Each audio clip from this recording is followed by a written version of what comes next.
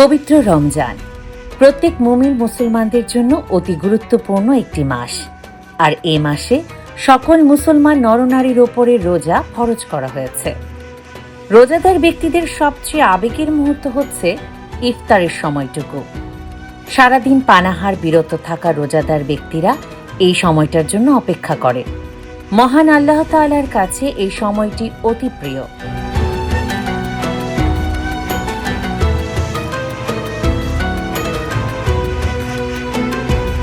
পৃথিবীর বিভিন্ন দেশে ইফতার আয়োজনে ভিন্নতা রয়েছে। বাংলাদেশেও রমজান মাসে জাঁকজমকপূর্ণ ইফতার আয়োজন হয়ে থাকে।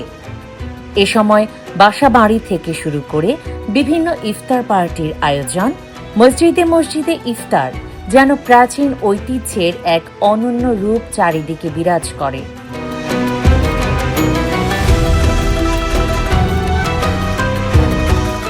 ইফতার হলো রমজান মাসে সূর্যাস্তের পর খেজুর, পানি, মুড়ি, ছোলা, পেঁয়াজু, বেগুনি ও শরবতের মতো সুস্বাদু খাবার দিয়ে রোজা ভাঙার একটি প্রাচীন ও সামাজিক উৎসব, যা পরিবার, পরিজন ও সমাজের মানুষের মধ্যে সম্প্রীতি, আড্ডা এবং ঐক্যের প্রতীক।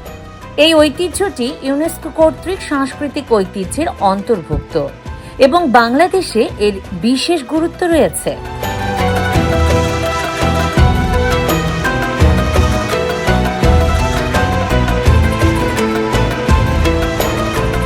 বাংলাদেশের বিভিন্ন স্থান ভেদে ইফতারের বৈচিত্র্যতা রয়েছে। এর মধ্যে পুরান ঢাকার ইফতারের ঐতিহ্য অতি পুরনো, যা প্রায় 400 বছরের ইতিহাস বহন করে।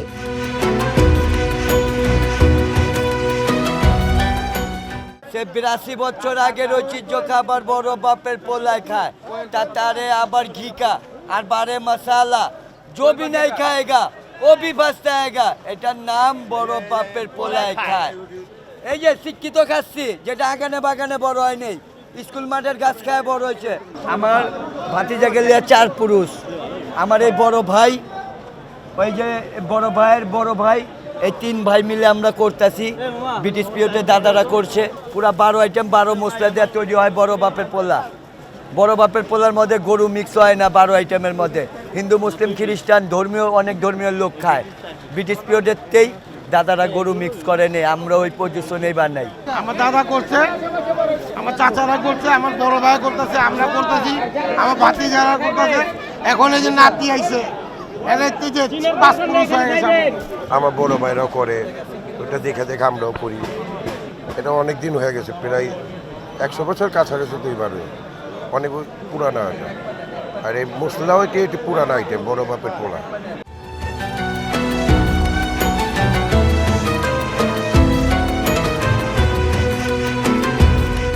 জানা গেছে 1676 সালে মোগল সুবেদার শায়েস্তা খান চকবাজার এলাকার বাসিন্দাদের জন্য নির্মাণ করেন ঐতিহ্যবাহী শাহী মসজিদ। পরে 1702 সালে ঢাকার দেওয়ান মুর্শিদ কুলি খাঁ চকবাজারকে আধুনিক বাজারে রূপান্তর করেন।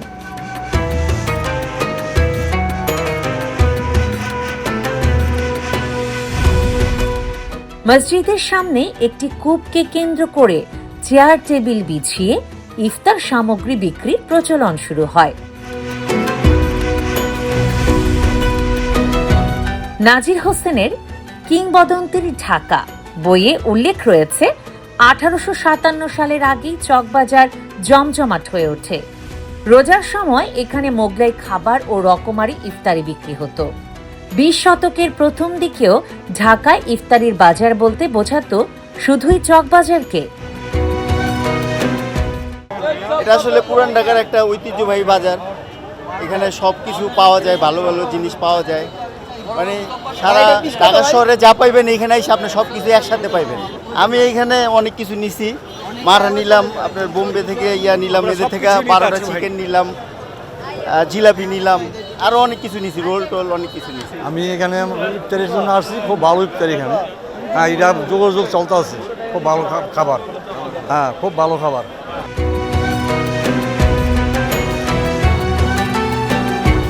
রোজার মাস এলেই পুরান ঢাকার অলিগলি যেন এক অন্যরকম প্রাণ ফিরে পায়।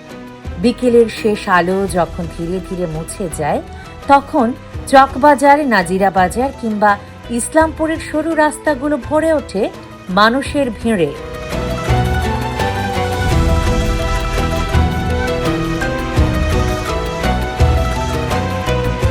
বাতাসে ভেসে আসে গরম তেলে ভাজা বেগুনি, কাবাব আর মশলার গন্ধ, যেন পুরো এলাকা এক বিশাল ইফতার মেলায় পরিণত হয়। এই যে চকবাজারের সেরা সব বাপের পোলাই খায় ঠোঙ্গায় বেড়ে যায়। এই যে পাহাড় তেন ধরে নিচ্ছি পাহাড়ি খাসি, এইটা আমার বাবা করছে 27 বছর, আমি ছোট বাইরে 8 বছর ধরে করতেছি।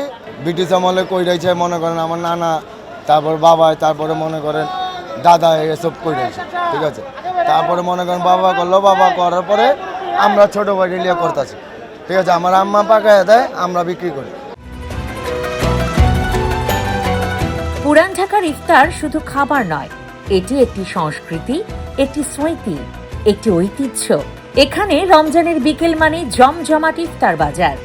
অনেকেই বলেন পুরান ঢাকার ইফতারের স্বাদ শুধু মুখে নয়, মনে লেগে থাকে।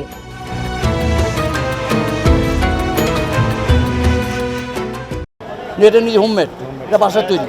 এটাতে আপনি গিয়া সেমি আছে, আলু আছে, ঘি আছে, সরষের তেল আছে। রমজান মাসে আমাদের এখানে প্রত্যেকবারেই এই ইফতারের আয়োজনটা হয়। এটা অনেক দূর দূর থেকে মানুষ আসে, আইসা ঐতিহ্য বাজার মানে ইফতার বাজারটাই সবচেয়ে বড় ঐতিহ্য।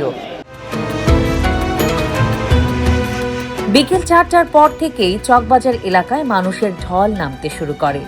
দূর দূরান্ত থেকে মানুষ আসে শুধু এখানকার ইফতার কিনতে। কেউ আসে পরিবারের জন্য, কেউ বন্ধুদের আড্ডার জন্য, আবার কেউ শুধু স্বাদ নেওয়ার আনন্দে।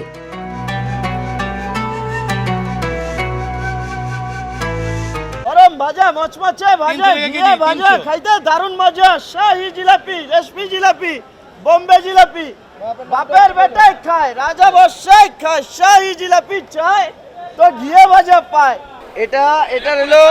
এটা হলো শাহী জিলাপির থেকে অনেকটাই ব্যতিক্রম, যার কারণে এটা এত বড় বুঝতেছেন। আলহামদুলিল্লাহ, অবশ্যই অনেক মজাদার একটা খাবার। রসালো হয়, মধুময়ী হয়। বলতে পারেন যে চকবাজার শাহী মসজিদের দ্বিতীয় গেটে 5 থেকে 7 কেজি পর্যন্ত অর্ডার দিলে আরও বড় বানাই দিই আমরা। একটা জিলাপির ওয়েট হয় 5 থেকে 7 কেজি। পোলার চাল, ঢালডা, ঘি, বেসন ইত্যাদি দিয়ে বানানো।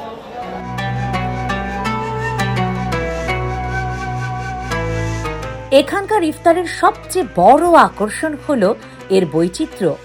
সাধারণ ছোলা বা বেগুনির পাশাপাশি পাওয়া যায় এমন অনেক খাবার যা অন্য কোথাও খুব একটা দেখা যায় না। যেমন বড় বাপের পোলায় খায়, শাহী কাবাব, চিকেন রোস্ট, নেহারি, বুটের ডাল আর বিশেষ মশলার হালিম। এছাড়াও রয়েছে বাহারি জিলাপি সহ নানা প্রকার মিষ্টান্নের বাহার, বিভিন্ন রকমের পুষ্টিকর শরবত। ঢাকার দ্রুত পরিবর্তনশীল নগর জীবনের মাঝেও পুরান ঢাকার এই ঐতিহ্য যেন সময়ের সঙ্গে পাল্লা দিয়ে টিকে আছে। আধুনিক রেস্তোরাঁ বা ফাস্ট ফুডের ভিড়েও এখানকার ঐতিহ্যবাহী ইফতার এখনো সমান জনপ্রিয়। আমাদের পরিচিত ঢাকার ঐতিহ্য যে 400 বছরের, সেই ঐতিহ্য খাবার অনেকে খুঁজতে আসে। সেই জন্য মজাদার খাবার হিসাবে সবাই নিয়ে যায় এবং ভালো ভালো পরিবার থেকে আসে এই খাবারগুলো নিয়ে যায়। স্বাচ্ছন্দ্য খাবার, পরিবেশ মুক্ত খাবার, সুন্দর খাবার, এই জন্য সবাই নিয়ে যায়। এই খাবারগুলো ইনশাআল্লাহ চকবাজারে খুব সারা পাচ্ছি আমরা। 14-15টার মধ্যে আইটেম আপনি চিকেন টোস্ট আছে, আপনার ললিপপ আছে, ডোনাট আছে, ডিম চপ আছে, চিকেন গোরসা আছে, চিকেন অন্থন আছে, চিকেন সমোসা আছে, চিকেন টাকোস আছে, চিকেন বল আছে, চিকেন সমোসা আছে। বাংলাদেশের ভিতরে এই এলাকায় যেরকম ইফতারের খাবার পাওয়া যায় এরকম আর কোথাও পাওয়া যায় না। এই কারণে এই এলাকা হচ্ছে সব বাংলাদেশের ভিতরে আর কি থেকে এখানে এরকমই চলে। হ্যাঁ, ব্রিটিশ পিরিয়ডের থেকে। অনেক পুরনো পরিবার এখনো তাদের পূর্বপুরুষদের রেসিপি ধরে রেখেছে। প্রজন্মের পর প্রজন্ম ধরে একই স্বাদ বজায় রাখার চেষ্টা করেন তারা। ফলে পুরান ঢাকার ইফতার যেন হয়ে উঠেছে ঐতিহ্য আর স্বাদের এক অনন্য মেলবন্ধন। আমার ব্যবসায়ীটা তো মনে করেন আমার বাবা জন্মের আগের থেকে এখানে চকবাজারে দোকানদারি করে, ঠিক আছে। তারপরে মনে করেন বাবার আঙ্গুল ধরে আমরা এখানে চকবাজার আসছি। আমার এখানে জাল পাওয়াটা আছে, মিষ্টি পাওয়াটা আছে, তারপরে মালপোয়া আছে, কুলি পিঠা আছে, তারপরে চিকেন আছে, কাবাব, গরুর জালি কাবাব আছে, চিকেন জালি কাবাব আছে, তারপরে লোক এই যে এখানে কাবাব আছে, মানে কোপ্তা আছে, তারপরে লোক চিকেন শাসলিক আছে এখানে। আমার দোকানে আছে জাফরানি শরবত, বোরহানি, ফিন্নি, ফালুদা, জর্দা। কালের বিবর্তনে আমাদের লোক ঐতিহ্যগুলোর অনেক কিছুই বিলীন অথবা ধ্বংসের দ্বারপ্রান্তে থাকলেও রমজানে চকবাজার ইফতার বাজারে প্রতি বছর ইফতার আয়োজনে আধুনিকতার পাশাপাশি ভিন্নতা নিয়ে হাজির হয় ইফতার বিক্রেতারা। এটাই সব বাপের পোলাই খায় ঠোঙ্গায় বলে যায়, ঢাকার ঐতিহ্য খাবার চকবাজারের সেরা। এইভাবেই প্রতি রমজানে পুরান ঢাকা যেন হয়ে ওঠে এক বিশাল স্বাদের রাজধানী। এখানে ইফতার শুধু খাবার নয়, এটি ইতিহাস, সংস্কৃতি আর মানুষের মিলনের এক অনন্য গল্প বহন করে যাচ্ছে।